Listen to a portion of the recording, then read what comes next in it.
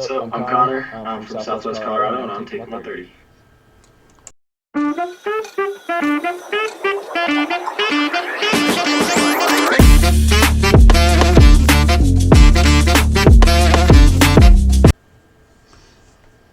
Hey YouTube, it's White Cheddar coming back. Another episode. I have a brand new driver here. Just started out a CDL career. His name is Connor, and I'd like to welcome him to the show. Connor, welcome. Thank you, man. Appreciate it. So, what led you to want to get into truck driving? So it's a bit of an odd story. I actually, of all things, I want to be a mushroom farmer. Okay. For that I would need my CDL. I'd need a tanker endorsement so that I can truck water up, because where I live there's just not the water table ain't high enough to be able to run a farm with the amount of water required. So I was thinking I need to get that, but then ran out of money for that endeavor. I ended up getting a job at an excavation company. So we just, we operate heavy machinery. We've got a Case 160, John Deere 130, few mini excavators, some skid steers, and bulldozer. And we've got to move that equipment. Really only two other guys in the company have their CDL. My boss was like, hey, I need people with their CDL. If you can pass the drug test, which I can, he said, go get your CDL. I'll pay for it. You'll be on the clock when you get it, everything. So I said, well, shoot, and I get a raise out of it. So I was like, well, it doesn't seem like there's any downsides. So yeah, I'll go get my CDL. And just, and now that I have my CDL, he just wants me driving. So I've just been, last 2 days really, or I guess Thursday and Friday, Sunday, but Thursday and Friday I just spent hauling dirt out from a few sites and just getting comfortable with 10 speed. Awesome, man. That sounds like a pretty good gig. Yeah, CDL is a good skill set to have because it translates into so many different industries. I would have never thought a mushroom farmer would need a CDL. Exactly right. But no, that's cool. Agriculture, my brother's in agriculture, and I live in Oklahoma, over here in western Oklahoma. So, yeah, that's very cool, man. How was your test? How did you go to a school, I guess, or? Yeah, so I went to a school, and it was pretty straightforward. It seemed like, it seemed like all the older folks there were just, they had gotten sick of trucking, gotten sick of being away from home, their kids, their grandkids, and all that. And we're like, I just need something close to home that I can. And they were all just super relaxed. It was a really nice environment. Everybody was super willing to, teach and be patient. I think it was like three 8-hour days of being at the school, just doing various, did a couple driving things, did a couple backing maneuvers in the parking lot, just parallel parking the truck with the 53-foot and all that. And then it was vehicle inspection, brake test. And once I was dialed and all that, they're like, yeah, just take your test. There's no sense in you just sitting around here twiddling with your thumbs. Just take your test, get out of here. And so on the fourth day up there, they were just like, yeah, let's get your test done and get you out of here. And, I don't tell you, how well you did or what you need to work on, but I know the driving was good. I know I hit all my marks there. The only thing maybe was not checking the intersections constantly. They just want your head on a swivel. That's it. Yeah. But other than that, it was very straightforward. It's like just vehicle inspection is like cake. Brake test is cake. Yeah. And that's it. Yeah, that's. I didn't know you could get it in that short amount of time. When I got my CDL, it was like 20-something years ago. So I just passed my written test. I could drive for a month, and then I went down and had a DOT guy ride with me to just make sure I knew what I was doing. And he's like, "Yeah, go get your CDL." So this school and all these different schools that are going on, I don't really know how all those work. So that's kind of cool to know. Technically, it's an 80-hour course. They gave me a little paper certificate. It's like you've completed your 80-hour course, but shoot, I clearly did not spend 80 hours doing anything. No, I know it. Yeah, it was like 3 8-hour days and 1 4-hour day, and then there was maybe 10 hours of online stuff before that. But yeah, it was not 80 hours. But that's what they, it's like if you can get it done in 80 hours, they'll just let you go. Yeah, it's wild to me, man, because I actually had to work with another guy. I could drive the truck with another CDL driver, but I actually had to go 30 days before I could take my driving test, which you learn stuff while you're doing that hands on. And I'm sure you've had experience with trucks in the past and working with other guys. But yeah, some of these schools I've seen, online on YouTube where these guys are just pretty much just showing up and getting their piece of paper, paying the money. Yeah, it's pretty quick in and out. It's kind of scammy from the government side, the perspective of it. It's just a money grab. I see people paying $3,000-$4,000 for a CDL. It cost me $50, 20 years ago. That's remarkable. Yeah, that's remarkable. Yeah, I mean, I saw the receipt. It was $46.60 for my boss to pay for me to go to CDL school. Wow, that's just oh my gosh. I'm in the wrong business, I guess. I don't know. that's all it is, isn't it? It's just people, it's finding a way to make money, finding a way to get yours, and that's it. Someone decided that was the way to do it. Yeah, that's it. And I don't hate the game. Hate the players. Exactly. But exactly. Or don't hate the players, hate the game, I guess I should say. But yeah, so you're going into mushroom farming. That's pretty big in Colorado. No, actually, surprisingly not. It's where I live. I'm not gonna share. Southwest Colorado. If you know mushrooms and you know Southwest Colorado, I'm sure you could take a guess. Yeah. But nobody really does it indoor and year round. It's a lot of hunting in the summer, and then after the rainy season when mushrooms grow.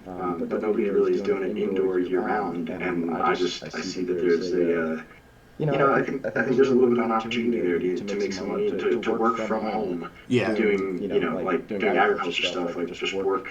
Because it's not typical farming. I mean, I have 3 shipping containers that, it's like 1,000 square feet. I'll be able to run a, 6-figure business out of that. Right. Is it comparable kind of, are you doing psychoactive mushrooms? Or are you doing for kitchens? No. You're doing for kitchens? No, it'll be culinary. I think the psychoactive mushrooms, there's really nothing there yet in terms of being able to make money off it, especially at a larger scale, because here in Colorado, it is legal to, grow, possess, and gift psychedelic mushrooms and other psychedelics that you don't have to process to get the effects of the psychedelic. Right. But it is illegal to sell it. Yeah. And if I'm making money with culinary mushrooms, why would I put myself at risk? Well, I was going to say there's probably a lot more money in the culinary aspect of it. There is, for sure. I'm sure, and I don't have nothing against it. I grew up with cannabis around me and mushrooms, and my whole family's been around that aspect, so I don't have any qualms with it. But money side of it, I think you're on the right track of going with the culinary. Yeah, and it's like it maybe eventually at some point like a big research institution will want they'll want like thousands and thousands of grams of psychedelic mushrooms, and it's like, well, if I already have the space for that, that could be a seven-figure contract right there, and you just roll with that and then retire early. Yeah, I definitely toy with farming. I do a lot of gardening, and like I said, my brother, he's a cattle farmer here, so I help him out a lot on the farm and try to get him to do new things, whether it's just growing fruit trees, nut trees, or whatnot. There's, our world needs to get away from all this processed crap that's going on, so. It's true, and mushrooms. I think there's great potential for that, because there's a couple species of mushrooms that are anaerobic, which means they don't need oxygen to grow, and they can break down plastic waste. So oil, plastic garbage, they can break that stuff down, turn it back into a natural, like a natural thing, just bugs and birds they can eat, and then that goes back in the food chain. Yeah. And it literally takes that garbage and brings it back to a natural ingredient. Yeah, and I think there's a lot of people waking up now. I think they messed up when they gave us the internet, man, because they allowed us to collaborate and share knowledge. So I think you're on the right track. Getting back to trucking, you passed your test. What do your work weeks look like? Just pretty standard Monday through Friday. We now that it's it was the solstice yesterday, so thank goodness the days are getting longer. But we usually meet around 7.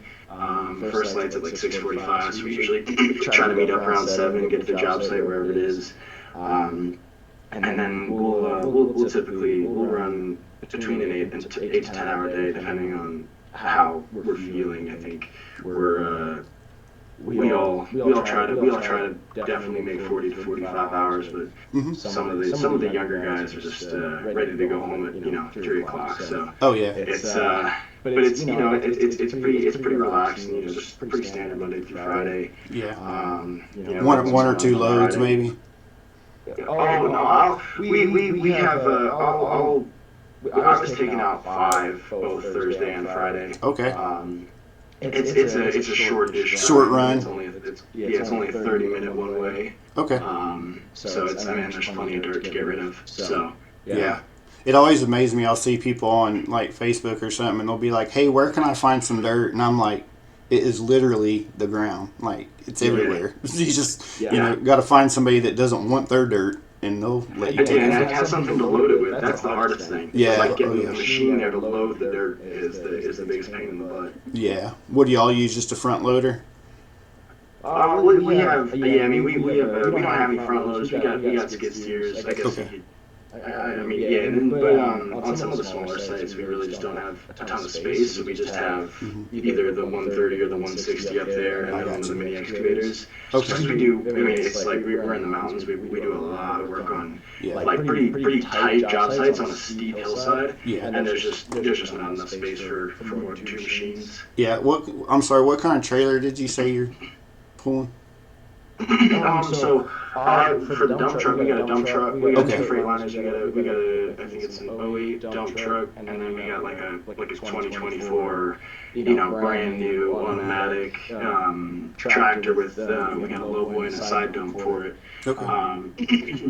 But yeah, I drive the dump truck. Sometimes we get a tag trailer for that, so I'll move around the bulldozers and stuff. But when it's so icy, we can't really use that dang tag trailer. Yeah. Has it gotten icy up there already? It's been we've gotten quite a bit of snow. November was, it was super snowy in November, and then this December has been one of the driest we've had in a while. So it's all that snow melted and then became icy, and just a lot of the roads, especially roads that don't get a ton of shade, are just sheets of ice. Yeah. Don't get a ton of sun, or just sheets of ice. Yeah, I've never really got nervous on snow because you actually have a little bit of traction in snow. It's when it freezes over and refreezes that you get icy. So yeah, exactly. I don't like dealing with snow. I try to stay in these southern lanes, but it does. I'm rolling into it too. So I'm right there with you. Yeah. Well, shoot, man. That sounds really interesting. Yeah. Are there any like mountain do they close the roads up there where you're at? Certain roads are just they can't plow it, and going up there. Even if you have like 33s and chains and like freaking rear steers, you're still gonna get stuck. Yeah. So some of the roads are just there's some of the roads they're just impassable in the wintertime. Once you get more than 2, 3, 4 feet of snow, it's just there's no reason to go there. Just take your one way around the mountain. Yeah. So, you had any tight moments? Any make you pucker up? I keep myself well in check. I think I have my fun in my truck. In my personal truck, it's the company trucks ain't no place to be. Excuse me. Company trucks ain't no place to be doing anything silly. It's just it's not worth it. It's right. It's there was actually that's a lie. There was one moment recently I was driving the dually with a trailer with one of the mini excavators on it, and some guy came barreling down this road, and it's like a 1.5 lane, and it's snowy, and he just he almost took out the trailer. He almost smashed into me. Yeah. And I think it's just one of those moments where it's like it would have been terrible if that happened, but there's also not much I could have done. I was being reasonable. I had my chains on. It didn't, and he was going too fast, and yeah, it's always the other guy. I've been 23 years now driving, and I'm knock on wood, I've never had an accident, but it's always the other guys that are they're brazen. It's like you got to respect Mother Nature and what's going on. Yeah, I think the thing my dad always told me, he said, when I first went out 16, first started driving just regular cars, he was like, look, you can you can do everything right, but you always got to be prepared for everybody else to do the dumbest possible thing. Yes. Because eventually somebody will do the dumbest possible thing, and if you're not prepared for it, you're going to get caught out, and you can get screwed over for it. Yeah, that's exactly right. And what I try to preach to a lot of new drivers and stuff, and it sounds like you got a pretty level head on your shoulders, is just don't hang around other vehicles. You know, if you've got a car you've been watching catching up to you for the past 10 minutes and they kind of get up close to you, let off your speed, let them go around. Just, 70% of all accidents involve two vehicles. So if you just don't stay around, you're limiting your risk right there just by not being around them. But they're out there, man. Absolutely. Them four-wheelers, God. And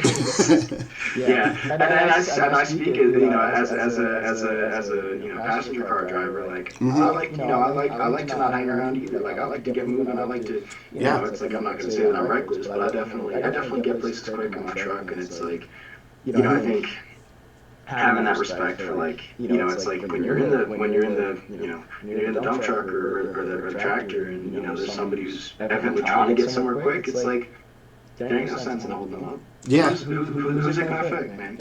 Just let them go. Just let them go. How many people have you seen blow off your doors just to get to that red light? Exactly. Now let me tell you, I was the first day I got my permit, and I was driving with one of the other guys that has a CDL. I lost gears coming up to a stoplight, and I was probably going 5 miles an hour, still I don't know, 200 feet from the stoplight, and one guy in a Camry speeds around me on the shoulder. Bangs it and then he goes to the other side of the stoplight. He pretends like he's gonna go right at the stoplight, but then pulls a U-turn and then goes through the green light in front of me. And I was like, man, I get that you got somewhere to be, but jeez, you have some patience, man. Like obviously, whoever's driving the jump doesn't know what they're doing. Oh my goodness, man! You see some pretty brave souls, man, in these four-wheelers. They're it's almost weekly with me. I do Amarillo and the Oklahoma Panhandle, and so, people just in a hurry is all it is, Yeah. But it's good you realize it. Just watch out for them. That's the biggest thing, just being aware and looking ahead, looking behind. At least for me, it's like, because even if you're a bad driver, like it's you can mitigate a lot of trouble by just looking ahead and being aware. Because it's like you just have more time to react, and that's kind of my MO. Is like just I've ridden dirt bikes and such, and that's a hobby. You gotta look ahead, because like you can get into real shit situations with And that's translated pretty well. That's one of my good skills that I possess. Is just, man, being able to look ahead. It just saved my ass so many times. No, you're exactly right, and it's kind of like a spidey sense. It's like a trucker sense. Like you can see cars in parking lots, and they're in a hurry and they're going to jump out in front of it. You can almost start predicting like 5-10 seconds ahead of you what's going to happen.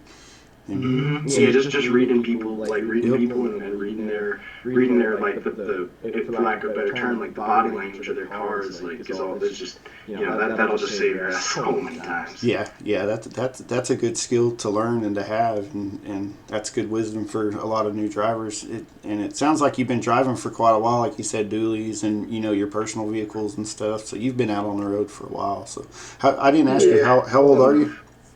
I'm 23. 23. Oh, so you're a youngin'. No doubt about that. But it's like you said, I spent a lot of time driving, and I think once I turned 18, I started racing karts, and obviously it's a far cry from anything else, but it's still the same principle of just understanding vehicle dynamics, weight transfer, just understanding how machines function at a limit. Right. And obviously you don't want to be pushing a dump truck or a tractor with if it's a side dump to a limit, but with understanding that limit in something much later, something that weighs 200 pounds, you're kind of able to take that information and say, I can kind of predict how this vehicle, even though I'm sitting here at 50,000 pounds, I can understand how this vehicle might react to certain situations. Right. I think one of the funniest things that I was laughing about was in the CDL exam, they said the only way to control your braking is through stab braking. That's the only way to do it. And I was like, well, actually, if you don't understand threshold braking, that's true. But I think a lot of folks, it's like that understanding of just the grip of tires and all that. Anyway, I'm kind of hyping myself up here, but no, you're good, man. You're good. All that being said is just, it's like understanding vehicle dynamics is something is a skill that I definitely possess, and it's just, from racing karts and riding dirt bikes, it's done me wonders, and I think. Obviously, the guys at the CDL school get some real jokers in there, and they just have no clue what they're doing. But I know. All the instructors have really good things to say about, my driving and my awareness. And it's like, if those 80-year-old dudes that have been doing this their whole life have good things to say, like, even if they see the bottom of the barrel, that still gives me good confidence in my own abilities. No, I know exactly what you're saying.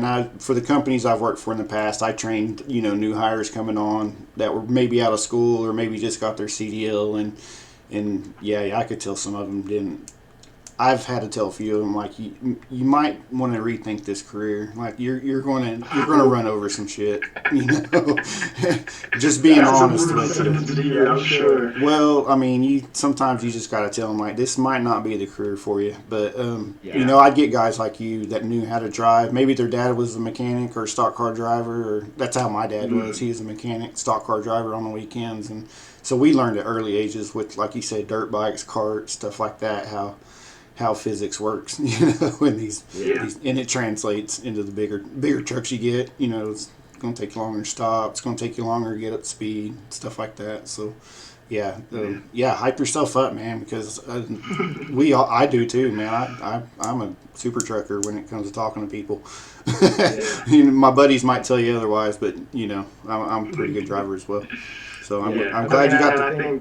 Shoot, with your record, I mean, you said you've been driving as longer than I've been alive, and you've had nothing. So I mean, it's like, again, that's a good record, man. Even it's like, I actually saw something on the trucking subreddit the other day, and it was like, you can go slow as many times as you want, but you can usually only go too fast once. And it was like. It's like, even if you are going slow, like, I'm not saying that you are, but it's like, that kind of, keeping yourself within your limits is just such an important skill that, it's like, if you're going to be successful in anything, you gotta have that, just being able to stay within your limits, at least in my opinion. Yeah, exactly. In my young man's opinion. No, you got a level head, man. Like, my boss told me when I started this job, because we deliver groceries to our restaurants around the states, but I was like, well, when do you call it on snow days? Because down here, they don't work the roads like y'all do up there. We only get a few snows a year, so they don't really have the equipment and the means to really take care of it.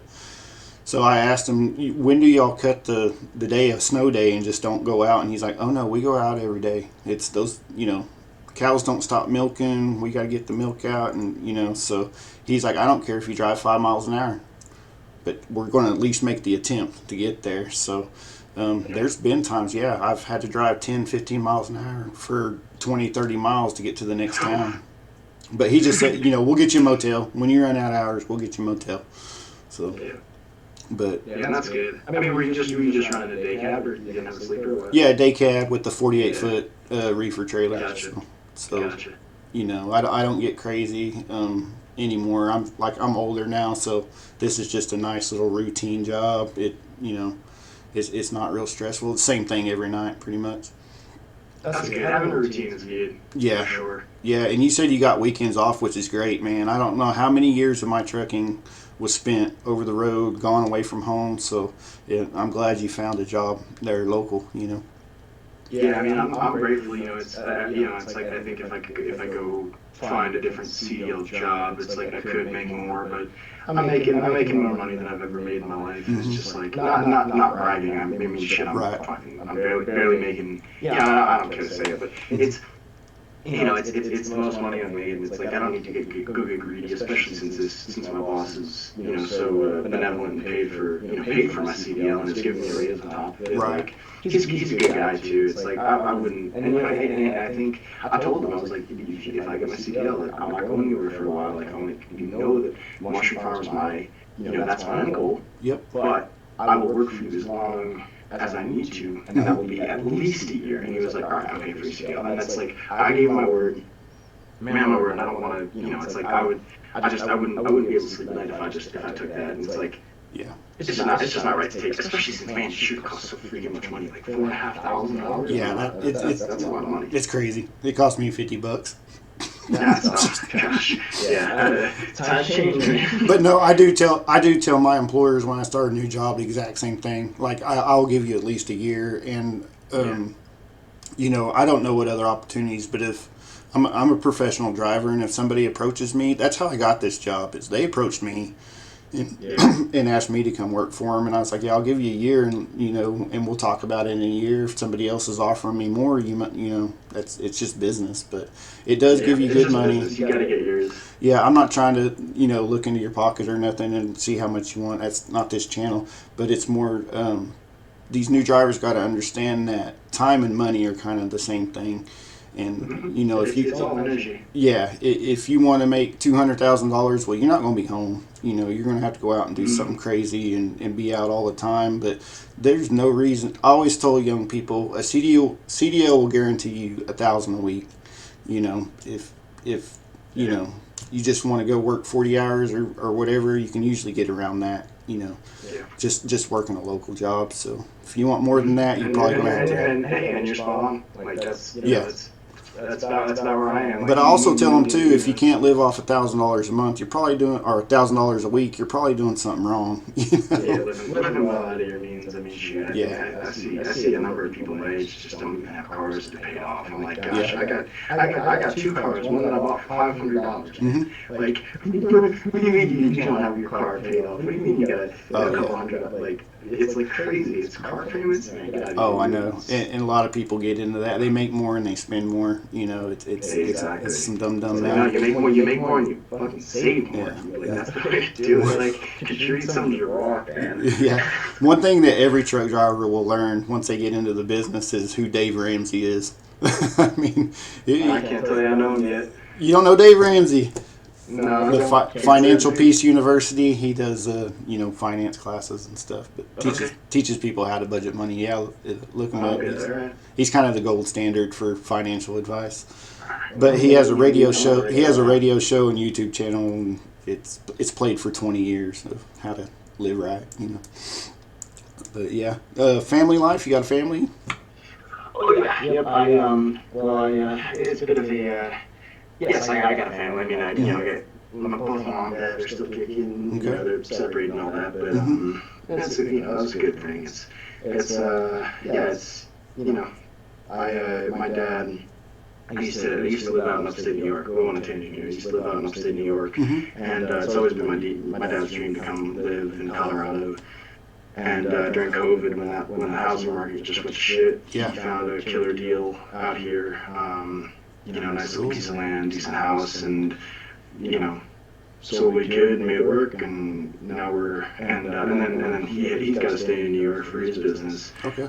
So he was paying somebody to come out here and check the pipes and all that, and I was like, hey Dad, how about I just go live out there and take care of the house, and you don't have to pay anybody, and I don't have to pay rent. There you go. And he's like, dude, that sounds like a good plan to me. And then I just came out here. Been out here for a few years, and it was the best for everybody. And now it's my dad, his girlfriend's two kids. I just picked them up from the airport yesterday, so we're all spending Christmas out here together. Nice.